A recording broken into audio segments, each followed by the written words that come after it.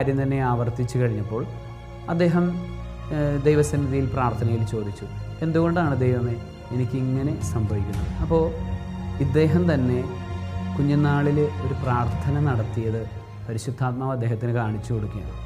അദ്ദേഹം അന്ന് കുഞ്ഞുനാളിൽ പ്രാർത്ഥിച്ചത് ഇങ്ങനെയാണ്: ദൈവമേ, അങ്ങയുടെ ഇഷ്ടമില്ലാത്ത ആരെയും എൻ്റെ ജീവിതത്തിലേക്ക് കൊണ്ടുവരരുത്.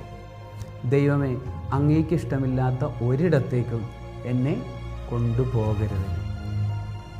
അത് അന്നത്തെ ആ കുഞ്ഞുനാളിലെ പ്രാർത്ഥനയാണ് ദൈവം ഇന്നും ശ്രവിച്ചുകൊണ്ടിരിക്കുന്നത്.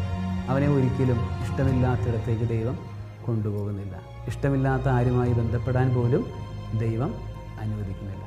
അത്രമേൽ ശക്തമാണ് പരിശുദ്ധാത്മാവ് നമുക്ക് വേണ്ടി മാധ്യസ്ഥ്യം വഹിക്കുന്നത്. ആ കുഞ്ഞുനാളിലെ പ്രാർത്ഥന, പരിശുദ്ധാത്മാവിനെ നിറഞ്ഞ പ്രാർത്ഥന ഇപ്പോഴും തുടർന്നുകൊണ്ടിരിക്കുന്നു എന്നാണ് വചനം